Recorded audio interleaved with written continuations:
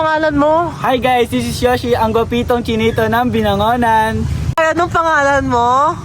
This is Ace, ang cutie patuti ng San Mateo Rizal. Hi guys, ako nga pala si Prince, ang maangas cute boy ng Mandaluyong. Ay, anong pangalan mo?